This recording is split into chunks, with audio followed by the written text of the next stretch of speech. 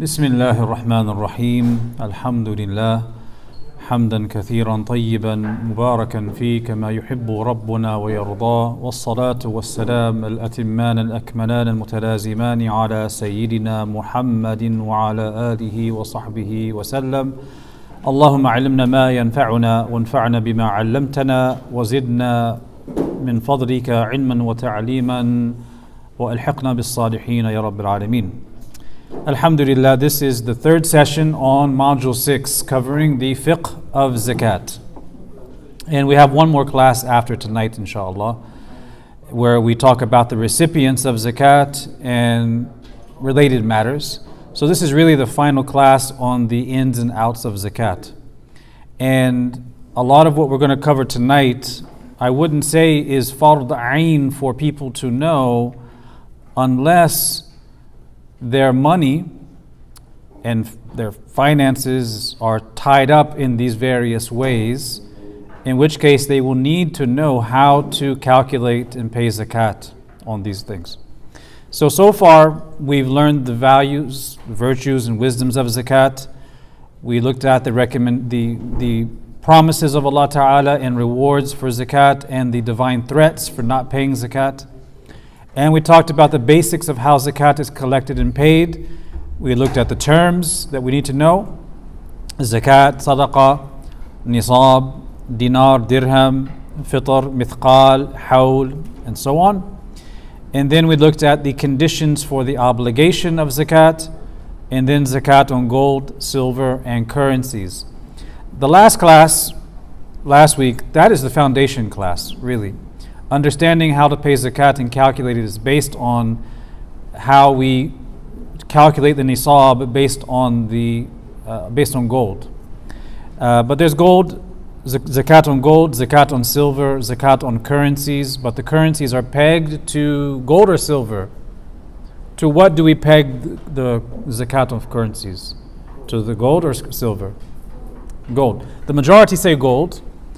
Imam al-Shafi'i, their madhab's position is that it's silver. So tonight we have some learning objectives, basically four things we want to know. We want to know the difference between liquid assets and illiquid assets. So you think liquid is something that flows easily, as opposed to illiquid, something that doesn't flow.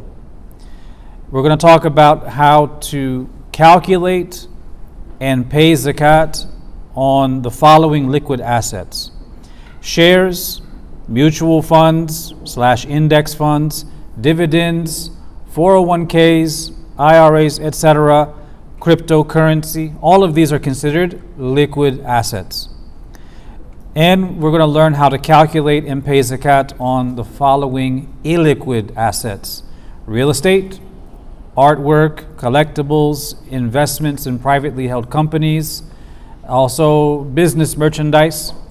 And we're going to know how to calculate and pay zakat on that inventory, whether it is dead and obsolete or current. There's a lot to cover here, and I want to say that if you're in this class and you don't have shares, you're not a real estate investor, you don't have shares, you're not engaged in cryptocurrency holding or buying, you don't have any Bitcoin or any of that kind of stuff, then a lot of these details aren't relevant to you, especially the stuff on the shares. But if you have a job where you are contributing to a 401k, then this is important for you to know how to pay zakat, how to determine that zakat, and the different approaches to how you pay zakat on that 401k. Do you do it every year or do you wait until later? There's different approaches we're going to talk about, inshallah ta'ala. So this thing is a little jumpy today. All right, so just briefly, let's talk about liquid versus illiquid assets. I think the picture in the slide illustrates it very nicely. That is illiquid until that ice melts, and then it's liquid in the sense that it's water and you also have your $100 bill. But liquid, when we say liquid assets, we mean gold, silver, currency of any kind, or something that can quickly be converted to cash. So it's easy to get rid of. to sell it, to dispose of it, it's not a problem. Illiquid is obviously the opposite of that. It is something that cannot be quickly converted to cash. Illiquid assets are those assets whose price is not readily determinable from the market. So there's no open market where that thing has an average price point. It's not fungible. The value is only determined if you negotiate a price and you finalize it through a sale. It's not readily disposable. It's illiquid. And illiquid assets include lots of tangibles that don't have set prices. Things like artwork. If you have a Picasso and you're holding it as a store of value, you can't just go down the street and sell it at the flea market. I mean, you could, and that person would take a nice price and make millions off of you. But the point I'm making is if you're going to sell it properly, there's a process for it. Artwork, real estate, collectibles, that 65 Mustang we spoke about last week, if you're holding it as a collectible to hold value and eventually sell, it's illiquid. It's a process to get rid of that. Antiques that you hold as a store of value, investments in privately held companies because you don't have immediate access to that, and obsolete or dead business inventory, meaning you have a store and you have a warehouse for goods that you sell, and some of them are defunct, out of date, inoperable, and no one's going to buy them, but they're your investments, but you just can't sell them. That's called dead merchandise. So these are all examples of illiquid assets. There's an approach for us to pay zakat on liquid assets and an approach for illiquid assets, whether we pay zakat on them or not, and if so, how do we determine what that's going to be. So of all of these, we start with shares. I would advise everyone to just consult these slides and not bother with me just reading from them here, because this is very technical. It's beyond my expertise and experience. So I'm basically consulting with the experts, putting their findings here about how you can calculate and determine your zakat if you have stocks. So for these kinds of methods, it's better for you to consult a specialist if you're in the market to determine how to calculate them. There are some tried and true methods, but this is not my experience. It's not my area of expertise. And this highlights the importance of knowing the difference between fiqh and fact. You can know the fiqh of zakat inside and out. You can study that from the classical text, but it's not always so easy to apply the fiqh to something in the modern day until you know the ins and outs of that modern day financial instrument or means of commerce and whatnot. You have to know the ins and outs of that and what it means in order to determine how the fiqh of zakat will apply to it, right? So for stocks, they are considered liquid assets. And that's because you are able to sell them and trade them. So they're effectively like cash, which means you have to determine the value and pay zakat accordingly. Now, this is not even talking about the legality of stocks, whether it's haram or halal. All of this assumes that if a person has shares, that they are for companies that are basically halal, not involved in haram, and the debt to profit ratio is good. So that's not even discussed here. Now, assuming that you're holding stock over time, whether it's an individual stock or a mutual fund or index fund, you're treating all of those things the same for the purpose of zakat. So for stocks that you hold for more than a hawl, you're basically a passive investor. So you want to look at the balance sheet. Now the balance sheet, you can just go online. You can go online and you can type up balance sheet and put in the code for whatever company you have stock in.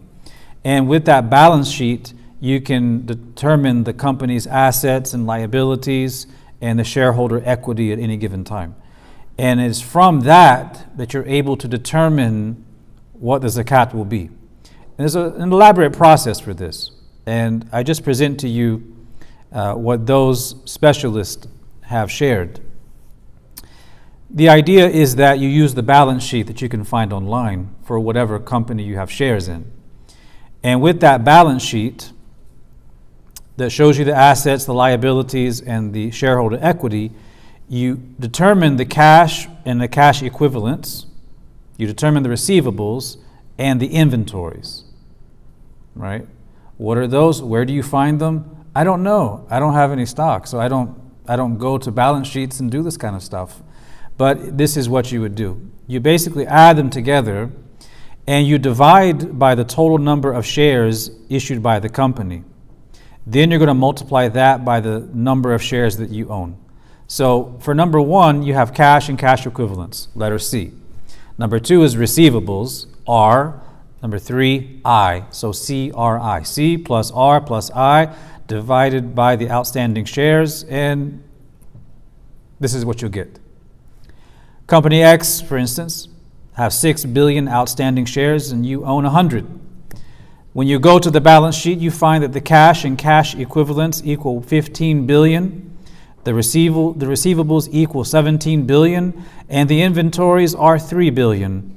So that's 35 billion divided by 6 billion, and with 100 shares, that means it's $583.34 of zakat. If you ever, because people sometimes come to me for help on zakat issues. If you ever come with stock issues, I'm just going to send you away because I don't have the ability to determine these things. It's all like Chinese to me, to be honest. So consult with an expert. It doesn't even have to be a Muslim. Just go to an expert, someone who knows how to determine the balance sheet, to determine these percentages for you, and you can get those numbers, inshallah. So if this is all over your head, because you don't have shares, then don't worry about it. And if you have shares and this seems new to you, keep the slides as a reference, consult with experts to determine what those numbers might be. But if you have shares, you do need to determine what that number is going to be every single year. You can't just hold stocks for year after year after year and you're earning on that. You're making money off of that investment as a passive investment and you're not paying zakat on it. Why? Because it's liquid. If you wanted to wake up one morning and just sell all of the stock all at once, you could do so. That means it's liquid. That means you have to pay zakat on it every hawl, every lunar year. That means you have to determine every single year what that number is going to be based on how many companies you're invested in, how many shares you have from each. It's an elaborate process, but that's the name of the game if you have your money tied up into these investments passively. There's an application to mutual funds and index funds as well, because this is slightly different. And there's different methods that some of the Islamic institutions advise. One of the methods is that you apply this method I just described to all of the holdings. So you calculate that CRI, that cash and equivalents and receivables and inventories, the values for each company, and you prorate it to the weight of the company in the fund. So, if you have a number of companies in that index fund, what is the weight of that company relative to the others? What's the percentage?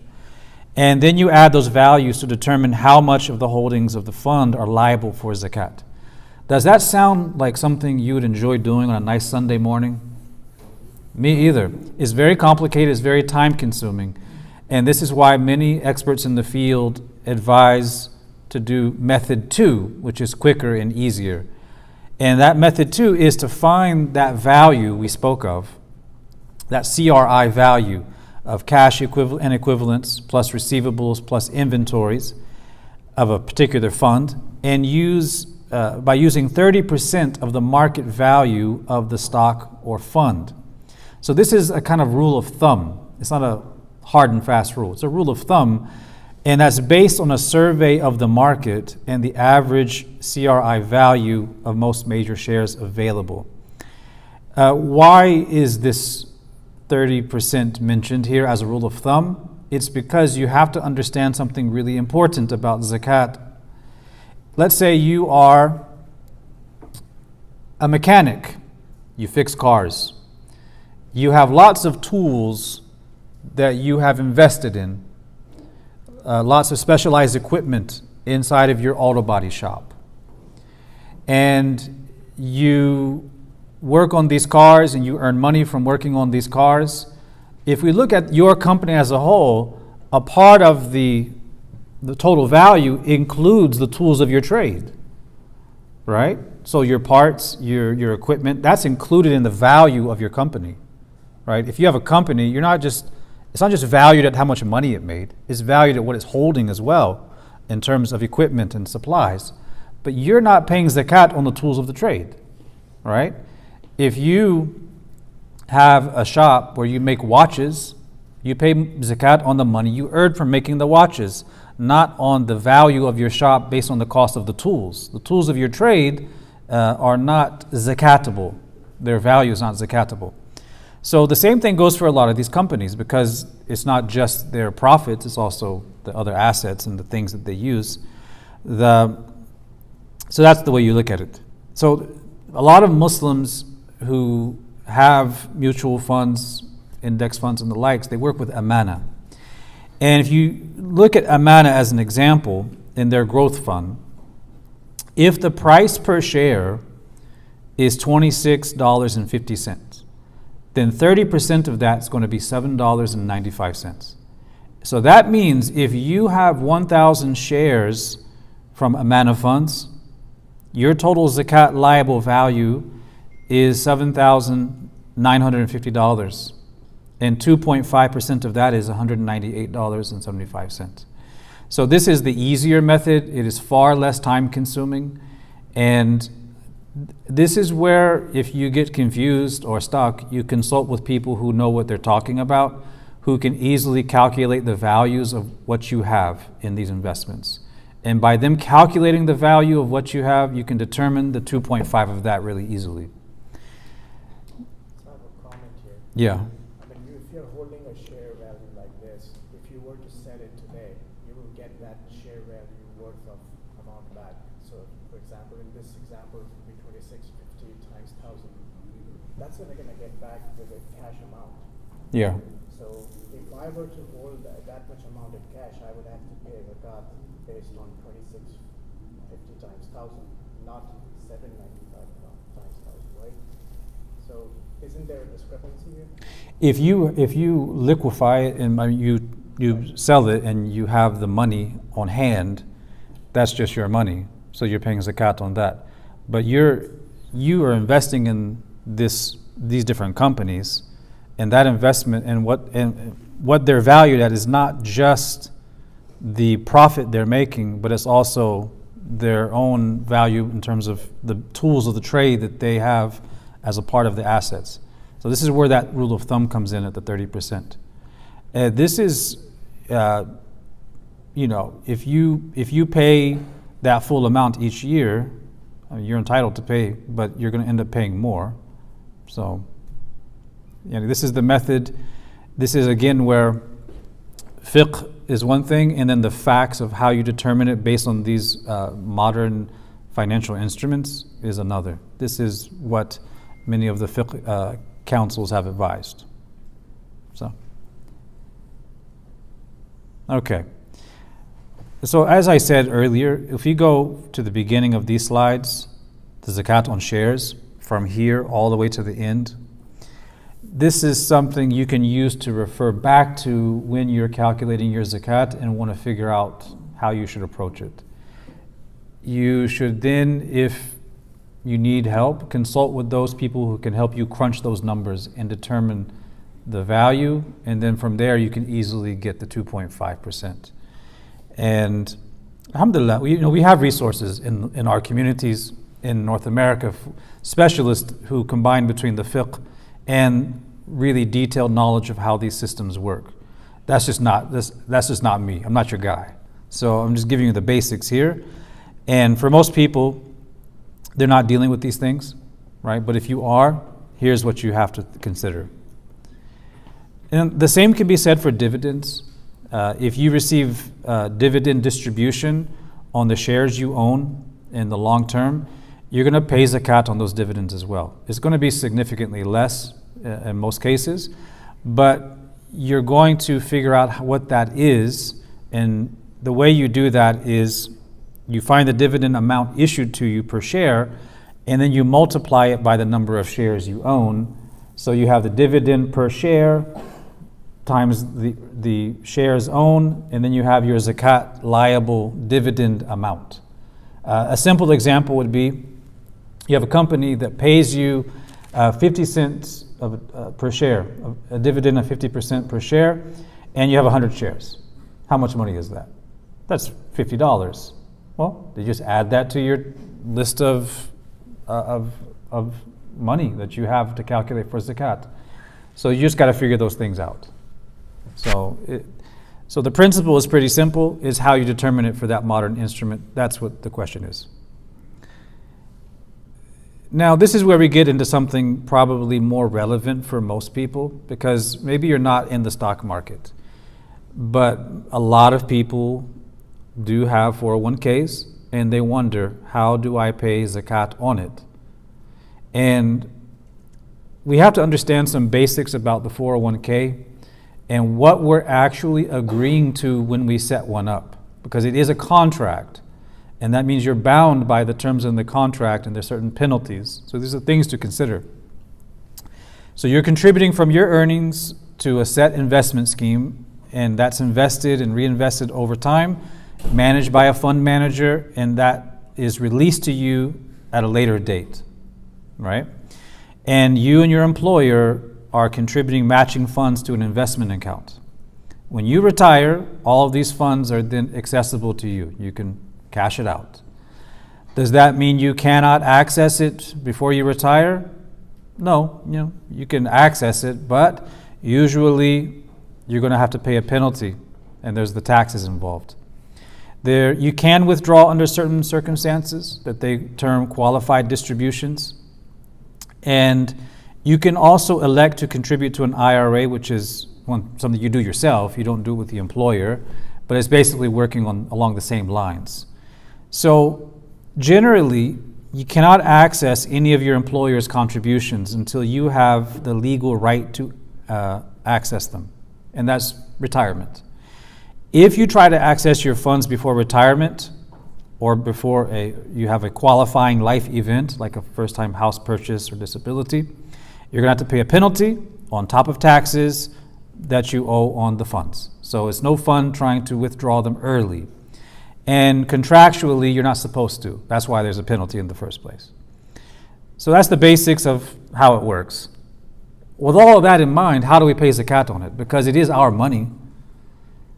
So the question here is, do we have access to it or not?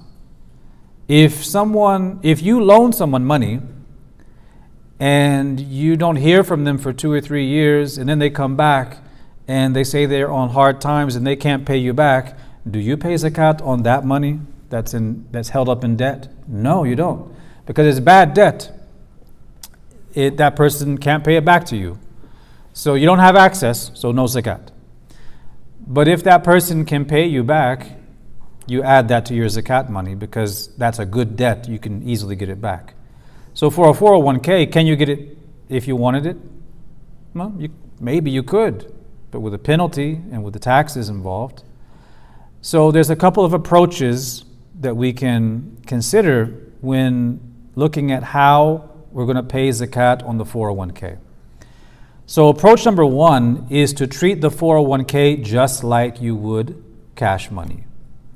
So you treat it like cash, subtract from that the penalties you'll be charged for the early withdrawal, and subtract the amount you're going to pay in taxes on that money that you withdraw, and you pay zakat on it as if you had full access to it. That doesn't mean you're actually going to the 401k and pulling money out. Right? You keep it there, but it's as if you have, and you've paid the penalties and you paid the taxes. So this is also a little bit complicated. So Khalid, for instance, Fulan, let's say he has $20,000 in his 401k. The tax bracket for him will be 15%. And he's going to have to pay a 10% penalty. Taxes will cost that person $5,000. and the penalty will be $2,500. And the amount he would receive if he withdrew it would be $18,750. So you're going to add that amount to your liquid assets and pay 2.5 on it in zakat, equaling $468. You're not literally withdrawing from the 401k, but it's as if you are after penalties and taxes.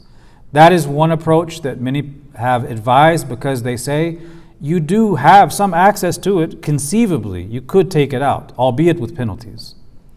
I'm personally not a fan of that approach. And several others I know of are also not a fan of that approach. And there's a lot of reasons why that I'll explain to you. Instead, the second approach is far more reasonable.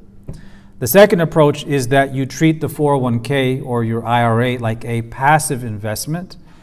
And if you're investing long term, as you are in a 401k, and you do not have control over the assets in the account, you're going to treat it like an illiquid passive investment. So you only pay zakat on it after you've made a full withdrawal post-tax. So you retire, you pull it out, you withdraw it, you calculate what the taxes of it's going to be, and in that first year, you pay zakat on it straight away. And after that, for every year, you're going to pay zakat on whatever you have. So you're actually not paying zakat year to year, calculating what it would be each year as it changes, and figuring out your tax bracket, subtracting that and the penalty cost. You don't do any of that. You just wait until you retire. And when you retire, you just pull it out, you withdraw it, and after you calculate for the taxes, you pay zakat on the amount you have at hand. Because you have it at hand, and you pay zakat on it. You pay the zakat for the entire amount, and then every year after that, because you have full access to it now. If you withdraw it early, you pay zakat on the net amount you withdraw after taxes and penalties. So you really, that's if you're withdrawing it early, you're still going to pay zakat on it, albeit after the penalty, after the taxes. This, in my opinion, is preferred. And there's a number of reasons why. Among the reasons is that as an investor in a long-term, inaccessible investment, you're actually mandated by contract not to access the capital. Right? In the 401k, you're not supposed to access it. And that's a part of the contractual agreement that you're not supposed to. And in the agreement, if you do, it's like you are in breach of contract, and therefore these penalties come.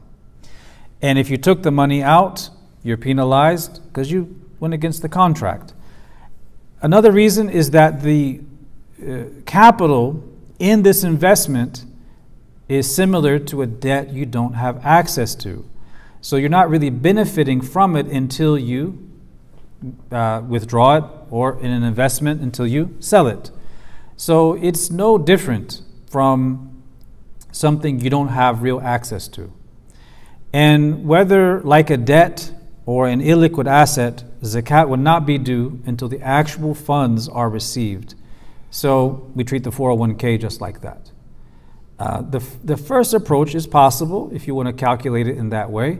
The second approach I feel is more reasonable and easier for most people, and is very straightforward compared to the year after year calculation, minus the penalty cost, minus the taxes for that year, and so on. So you're still paying zakat on this. You're just waiting until after your retirement. You pay everything, the zakat, immediately, and then after every year from the moment you have access to it. This is, Allahu A'lam, the more reasonable approach, and the one I would recommend. And anytime people come and ask me about this, this is what I tell them. I say, treat it like a long-term investment you don't have access to. Pay the zakat once you cash it out when you retire. So that's really it for the 401k and the IRA and the shares and dividends, index funds, mutual funds, and the like. We come now to something a little different, and that is illiquid assets. The illiquid assets, we said, are those things that you cannot immediately sell for cash. There's a process involved. And they may appreciate in value or depreciate, such as property, antiques, artwork, collectibles, and so on. To understand how you pay zakat on these things, you have to understand a very important principle, that there is a difference between these items that you keep for personal use or aesthetic enjoyment and what you keep for as a store of value that you intend to sell when the value appreciates over time. You could have two different people with the same nice 1965 Mustang. One drives it around and likes the way it looks and doesn't intend to sell it. He doesn't have it as a store of value. The other only has it because he wants to hold it and sell it and get a lot of money later on.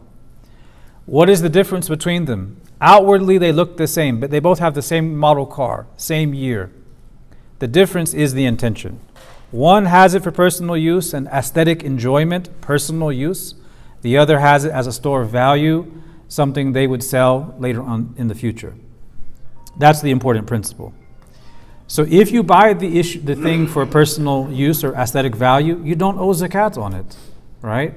So if you have a nice, fancy, medieval set of knight's armor in the corner of your living room that's worth $50,000 and you just like the way it looks, you don't pay zakat on it. But if you have that same set of armor and you're holding it because at some point in the future you want to sell it, that's your intention, you will have to pay zakat on that. We can only determine that from the intention, and Allah knows the intention of each person, right?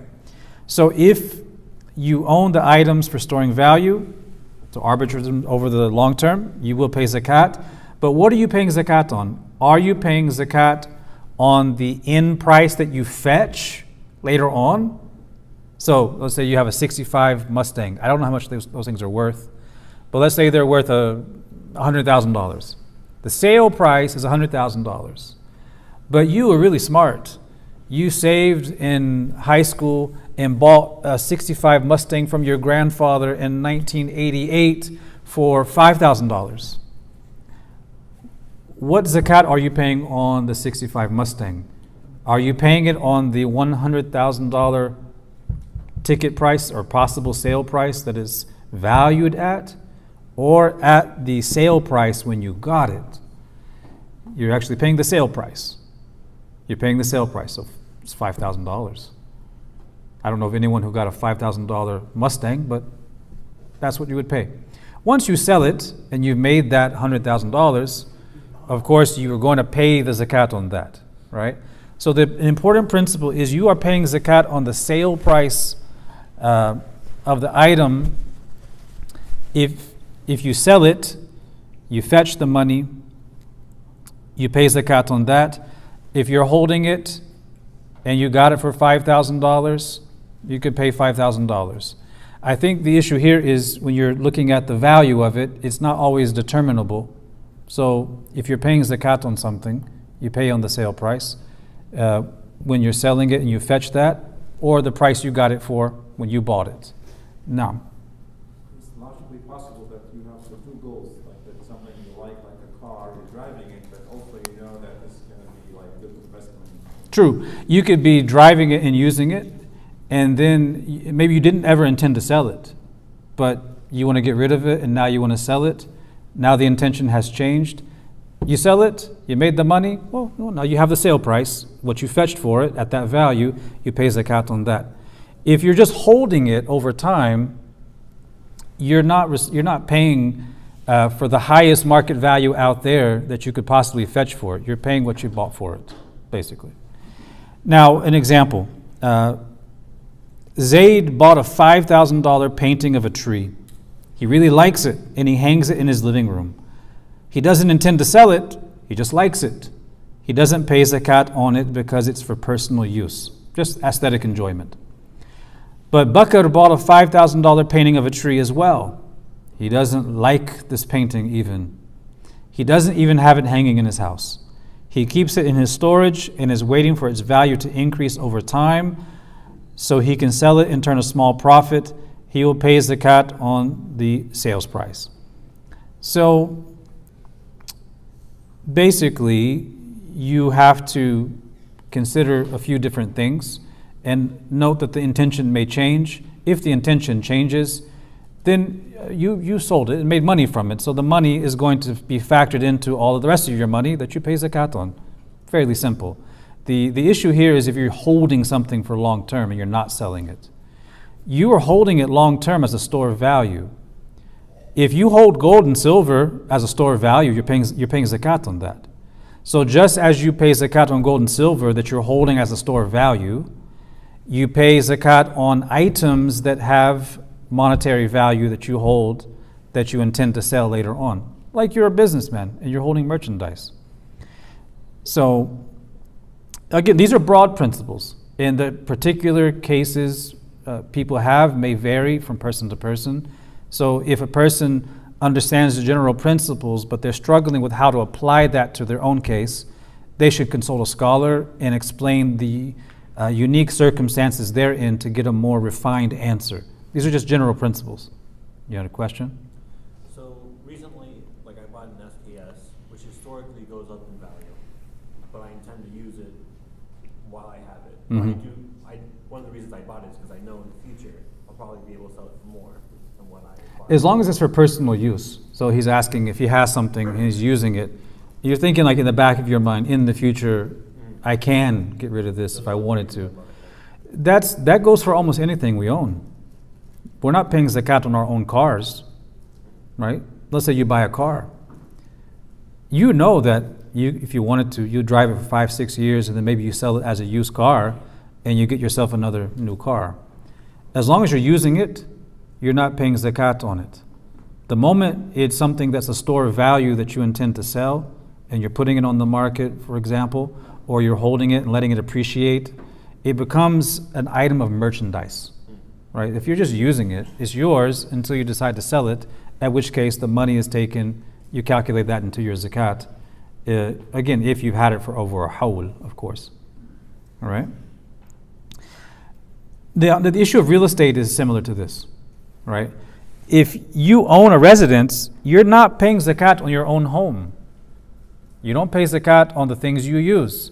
You don't pay zakat on your car. You don't pay zakat on your home. You don't pay zakat on the things you use day to day. You don't pay zakat on the tools of your trade. If you use anything, right, in your tools of your trade, if you have lots of dental equipment as a dentist, you don't pay zakat on that either.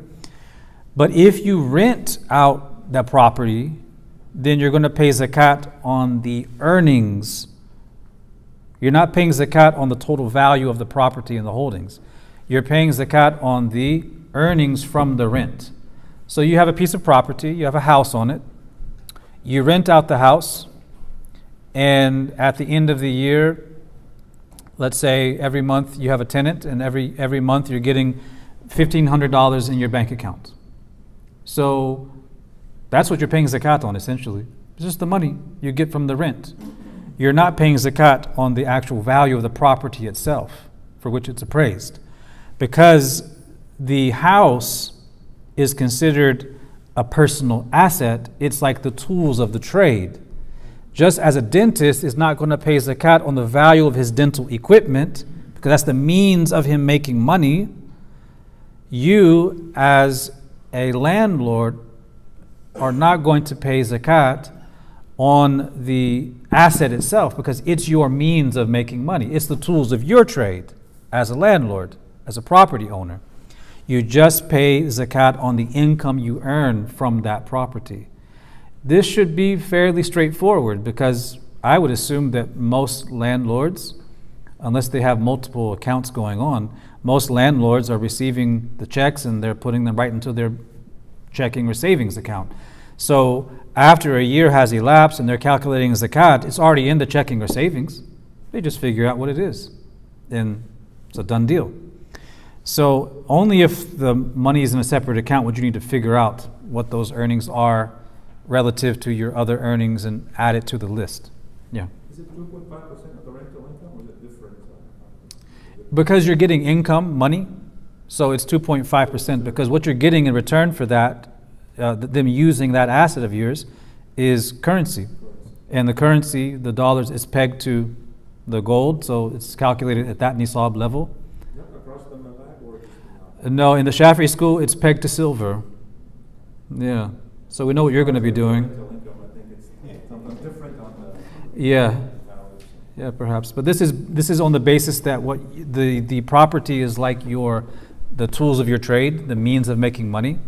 And just as you don't pay money on the tools of your trade, you don't pay zakat on that. You pay zakat on the money you earn using those tools. In a like manner, the property, you're not paying zakat on the property as such, but the earnings from the property. And because the earnings are coming through US dollars, it's calculated based on the nisab of gold.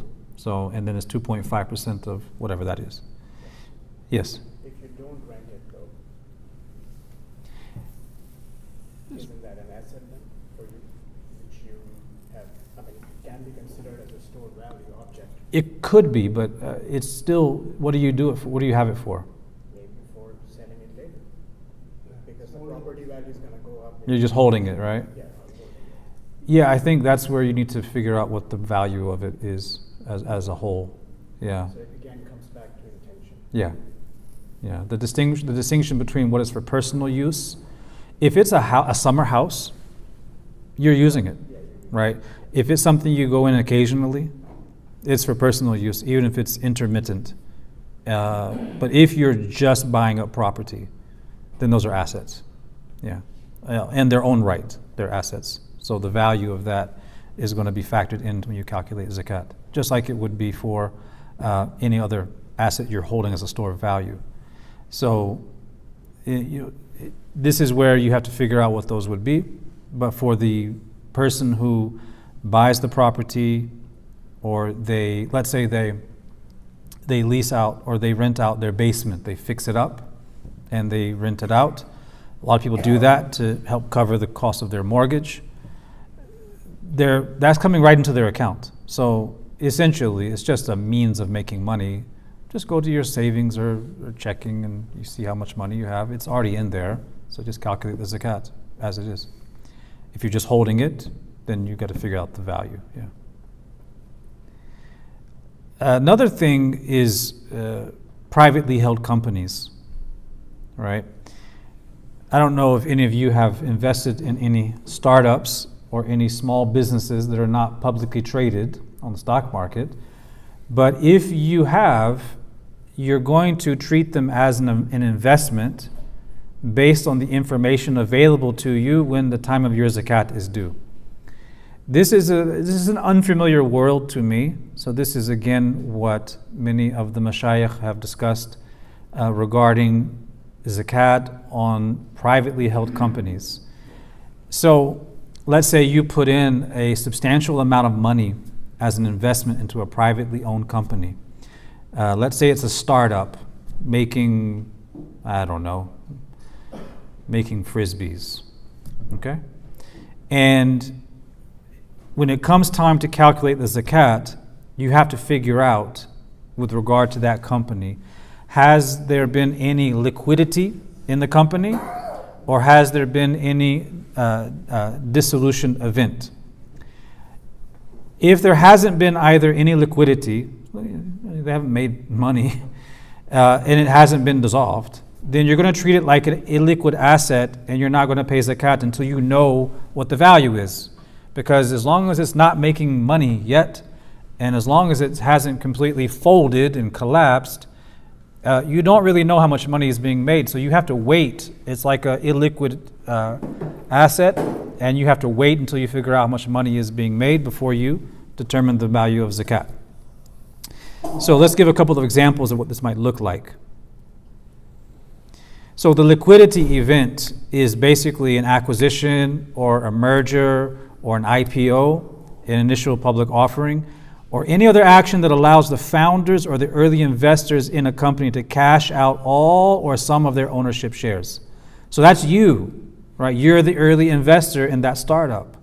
So a liquidity event is any of those events, acquisition or merger or IPO or anything that would allow you the opportunity, if you so desired, to cash out all or some of your shares.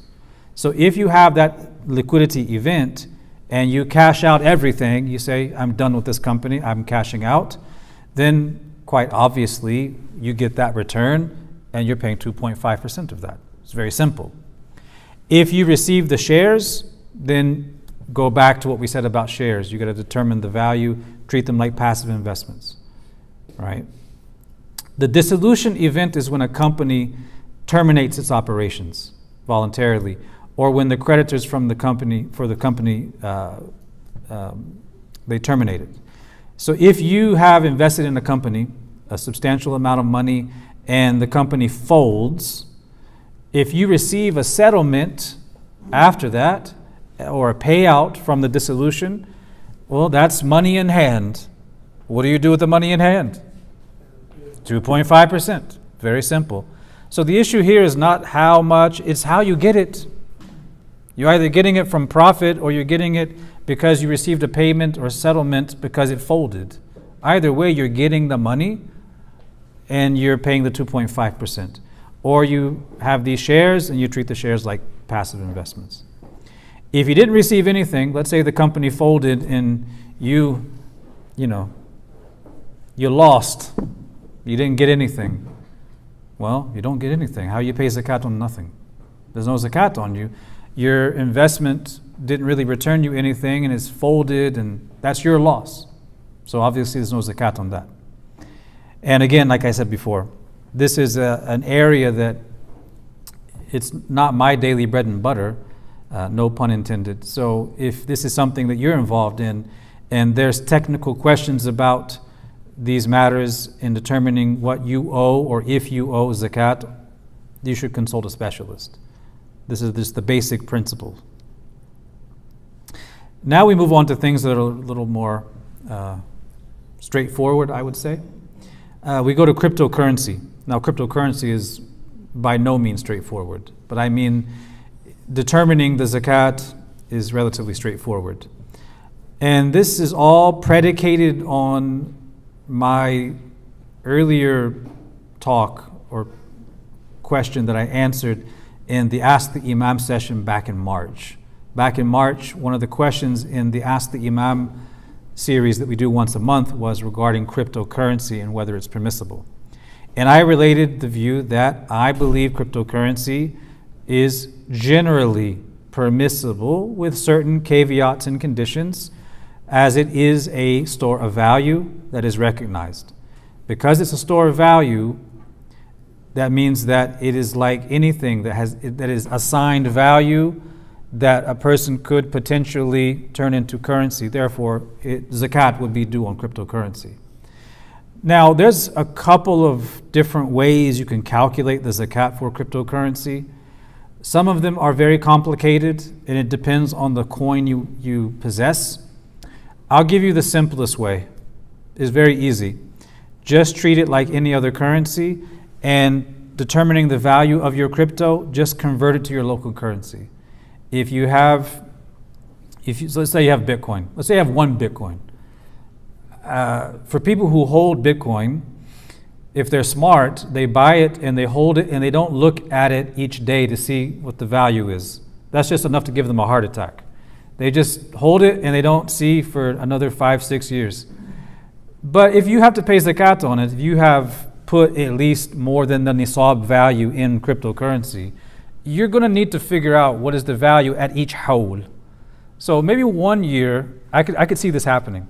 A person puts in, let's say they put in $5,000 in cryptocurrency. US dollars, they put it in 2020. So, and then one hawl goes by and they check the value of Bitcoin to the dollar and it's 3,100. Well, they lost. You know, if we're pegging it to the dollar, they lost on their investment. So they're paying less zakat, but then maybe the next year it's 7,000. So they're paying more. And then another year it's 1,500, right? It's going to fluctuate so greatly, but you have to check what the value is at each hawl. So let's say you put $5,000 in, a year later, you're not just going to pay zakat on $5,000 because it goes up in value. You're going to see what that value is each hawl.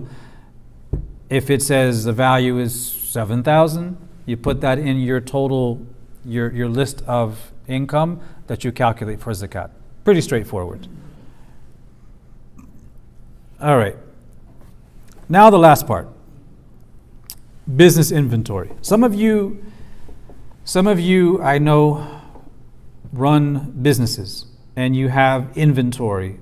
Maybe you have storage where you keep that inventory for your shops. That inventory is merchandise on which zakat is due. So how do we determine the zakat for these things? If you run a business, your inventory is going to be one of two types. It's either going to be inventory that was previously for sale, but you're not able to sell it now because it's obsolete or it's no longer being offered and it's just dead merchandise. I could think of an example. Remember those fidget spinners? Remember those things the kids were... There was a time back in, I think it was 2015-ish, when, at least in Canada, some of those things were going for $15 a pop because they were in such high demand. And I remember it was less than a year, they were $3 a pop. I wonder how much they cost now. You would probably have to pay people to take them off of you.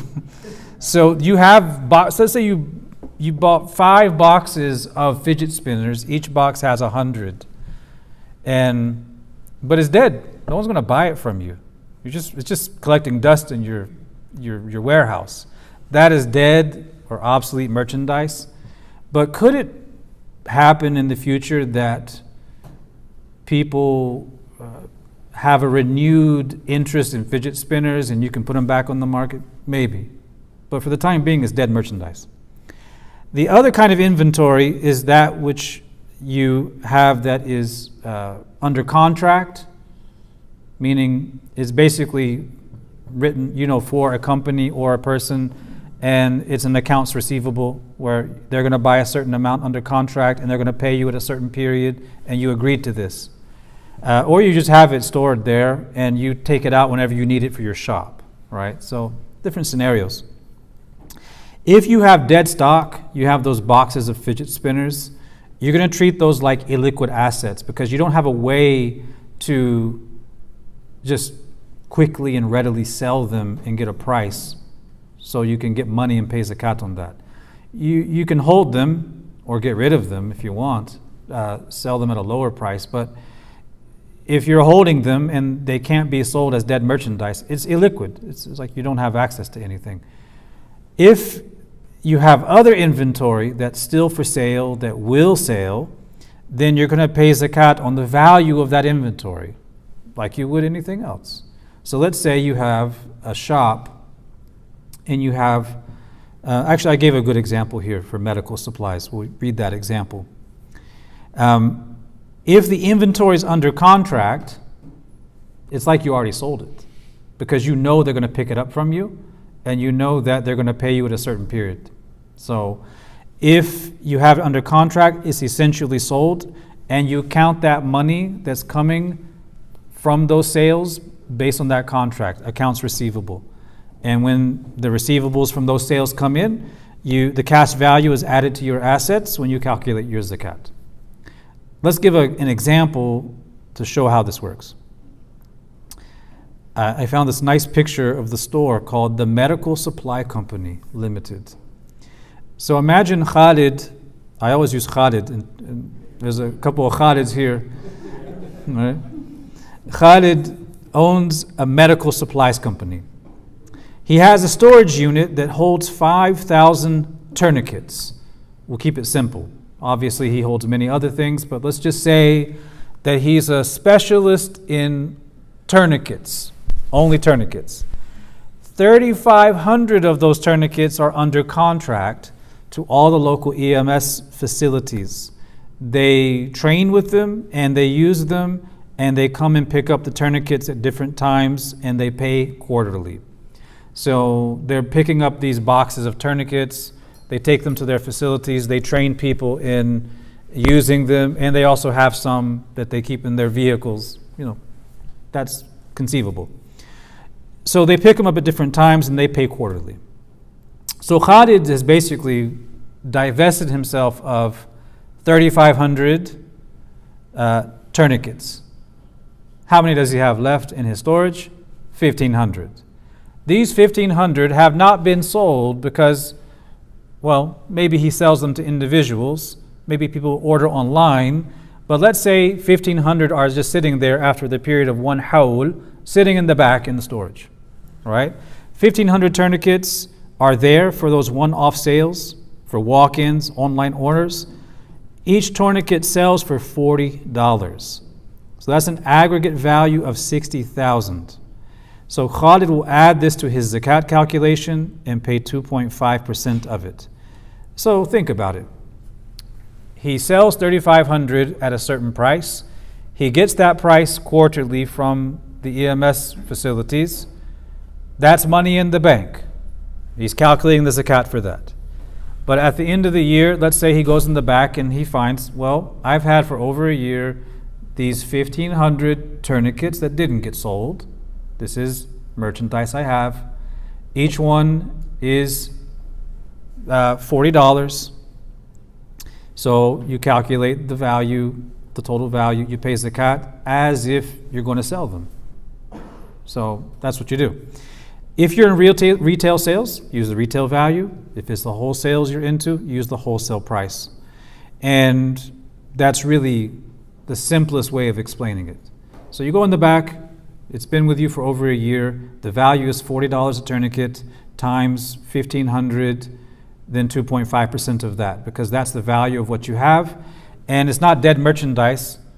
As soon as you pay your zakat, you're going to probably get another order where someone picks up 100.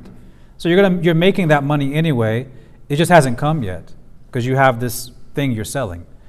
Now, the accounts receivable is like a good debt. So if the EMS companies are under contract to buy from you these 3,500 each year, and they're paying you quarterly, they may have taken some of those tourniquets and you haven't received the money yet because you haven't come to the end of to the new quarter.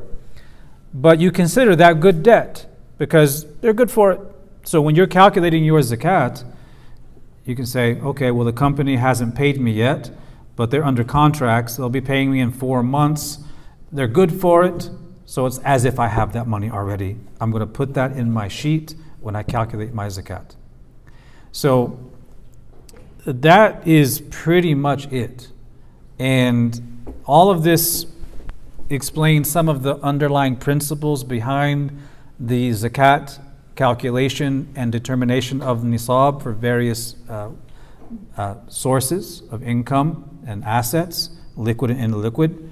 The difficulty comes with you have multiple streams of income and you have good debt and bad debt, you have merchandise, you have this and that, you have 401ks. There has to be a way to simplify that process that's much simpler than just taking this class, because I doubt you could calculate your zakat just from taking this class. You got to get a chart. You need to get something that you can put on paper. And for this reason, next week, inshallah, we want to look at a sample calculation chart. We're going to take Khalid, that guy with the medical supply company, and we're going to pry into his life and know what's in his bank account, his savings, his checking, the debts owed to him that are good and bad, the coat of armor that he has in his house that he wants to sell, that 65 Mustang. We're going to calculate all these things in a chart, tally it all up, and as a practical exercise, we want to determine what's his zakat going to be. And I want you to do it with me so that we determine that we all get the same numbers. So this is an exercise for you, it's an exercise for me of not just applying the rules, but also thinking about the different sources and how we tally them all up. So that's the practical exercise, inshallah. If you do that, inshallah, successfully, I think you'll have no problem whatsoever doing it for yourself. Just you know these basic principles. We do need to talk a little bit about zakatul fitr. It takes 2 minutes. Then we talk about the recipients of zakat. So once you've done all of this, it has to go somewhere. And it can't just go to whoever you want. It has to go to a very specific class of people, 8 different types of people. And those people have certain qualities. We need to learn who they are, who can receive zakat, and who cannot receive zakat, so that we're not giving it to the wrong person. And inshallah, we want to talk a little bit about the inner aspects of giving zakat and the outer manners of giving zakat. Meaning, so when you pay it, what should be your inner state and your intention, and what are the manners you should observe as you give that zakat to the deserving? That's very important. So we'll try to wrap that up. And sometimes I say that's the last class, and we find that it's not.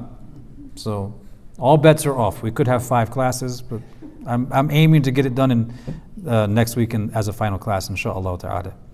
And I want to remind you again of the disclaimer that I mentioned before.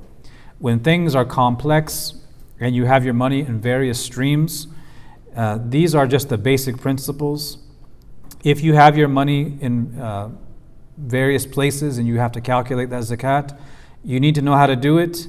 The practical side of determining that is on you. You just need to know that you have to do it. And there's ways of doing it.